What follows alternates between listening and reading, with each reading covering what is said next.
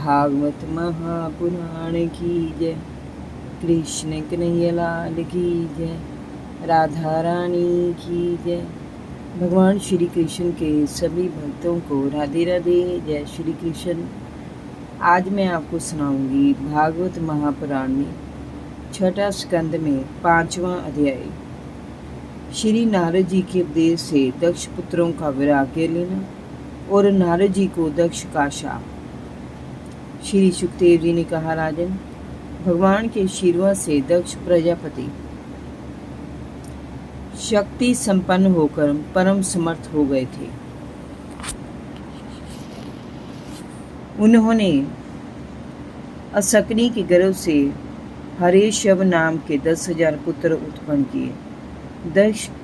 दक्ष के ये सभी पुत्र एक ही स्वभाव और आचरण के थे। दक्ष ने जब उन्हें संतान उत्पन्न करने के लिए कहा तो वे तपस्या करने पश्चिम दिशा की ओर चले गए। वहाँ सिंधु नदी जहाँ समुद्र में गिरती है, उसके संगम पर नारायण सर नाम का एक महान तीर्थ है। बड़े बड़े ऋषि मुनि वहाँ निवास करते हैं। नारायण सर में स्नान करने से उनके हृदय शुद्ध हो गए और उनका मन भगवान की आराधना में लग गया। देवऋषि नारद ने जब उन्हें तपस्यारत देखा और ये जाना कि उनका मन अभी भी पिता की आज्ञा के कारण सृष्टि विकास के लिए आतुर है, तो वे वहाँ आए और बोले, अरे हर्यश्वो, तुम प्रजापति हो तो क्या हुआ? वास्तव में तुम अभी तक मूर्ख ही बने हुए हो। जब तुमने अभी तक पृथ्वी का अंत ही नहीं देखा तो सृष्टि कैसे करोगे? देखो, ये देश ऐसा है जिसमें एक ही पुरुष है। ये एक ऐसा बिल है जिसमें से बाहर निकलने का मार्ग ही नहीं है। यहाँ एक ऐसी स्त्री है जिसके अनेक रूप हैं, जो एकमात्र यहाँ पुरुष है। वह उस व्यभिचारिणी स्त्री का पति है। यहाँ एक ऐसी नदी है जो आगे आगे दोनों ओर बहती है।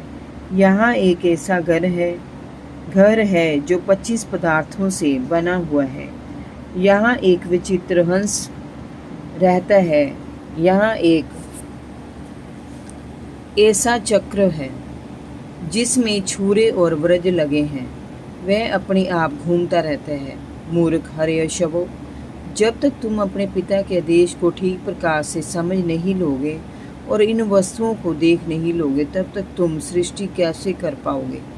राजन, दक्ष के पुत्र बुद्धिमान थे। वे देवऋषि नारद की पहेली को समझने का प्रयास करने लगे। उन्होंने विचार किया कि ये शरीर ही पृथ्वी है और यही आत्मा का अनादि बंधन है। इसका अंत देखे बिना मोक्ष नहीं मिलता और जीव व्यर्थ के कर्मों में फंसा रहता है। सचमुच ईश्वर एक ही है। वही परम पुरुष है, वही सबका आश्रय है, जबकि उसका कोई आश्रय नहीं है। वही परमात्मा है, वही भगवान है, वही ईश्वर है। उस परम पिता को देखे बिना भगवान के प्रति समर्पित ना करने वाले कर्मों को करने से क्या लाभ है? परम पिता का लोक ही वह बिल है जिसमें प्रवेश करने के बाद वहाँ से कोई नहीं लौटता। उस अविनाशी ईश्वर को जाने बिना सुखों को प्राप्त करने वाले कर्मों से कौन सा सुख प्राप्त होता है? वह सुख तो क्षणिक है।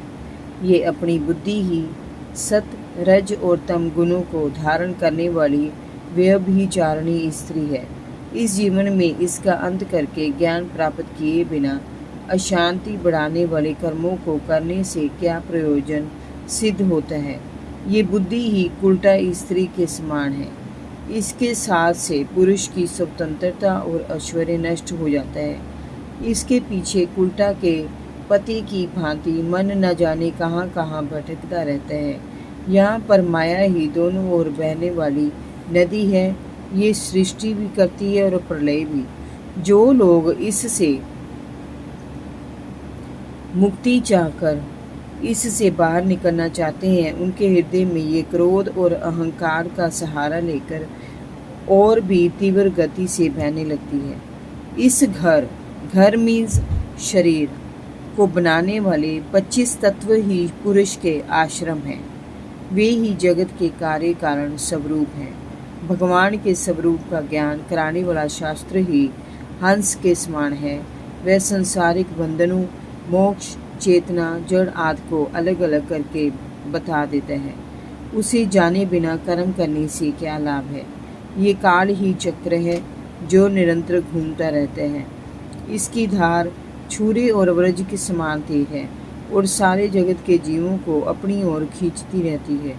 इसको रोकने वाला परम स्वतंत्र वही एक परमात्मा है। इसे न जानकर कर्म करना व्यर्थ है। ज्ञान ही वह पिता है जिसके द्वारा जीव का पुण्य जन्म होता है। उसका आदेश कर्मों से तटस्थ होने का है, ना ही कर्मों में लीन होने का। परीक्षित, हरे शवों ने एक मत से ये निश्चय किया कि नारद जी की परिक्रमा करके वे मोक्ष मार्ग की ओर अग्रसर हो, जहाँ से फिर वे इस नश्वर संसार में लौटना ना पड़े। इस प्रकार नारद जी ने उपदेश देकर नारायण नारायण कहते हुए लोक लोकांतर में विचरण करने लगे। हरे शव भी वैराग्य के मार्ग पर चल पड़े। जब प्रजापति दक्ष को इस बात का पता चला तो उन्हें बड़ा दुख हुआ कि उनके पुत्र उनकी आज्ञा न मानकर देवऋषि नारद के बहकावे में आकर निवृत्ति मार्ग पर चल पड़े हैं।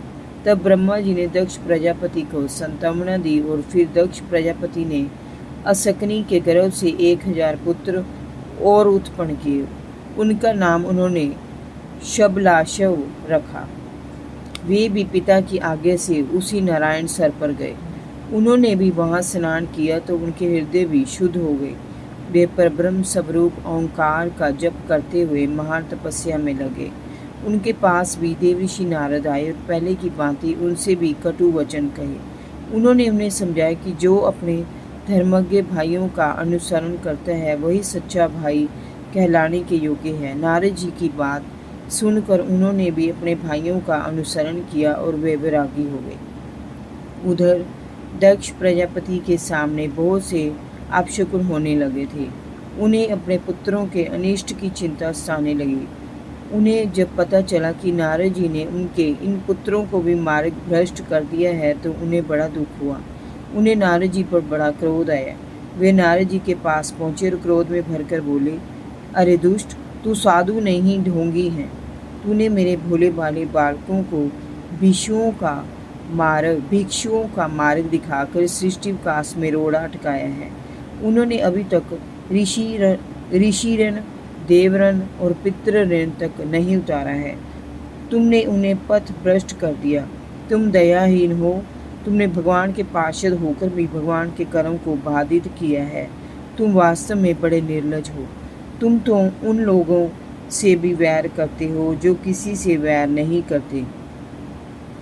तुम यदि ऐसा समझते हो कि वैराग्य से ही सांसारिक बंधनों को काटा जा सकता है तो तुम बड़े भ्रम में हो।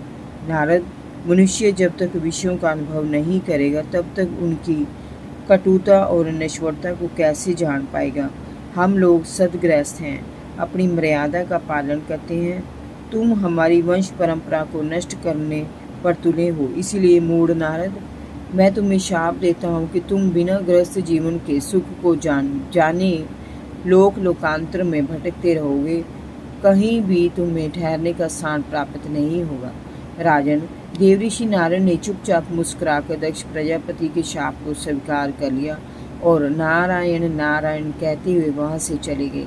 संसार में साधुता इसी को कहते हैं कि दूसरे के क्रोध और कटु वचनों को शांति के साथ स्वीकार करके सहन कर लिया जाए।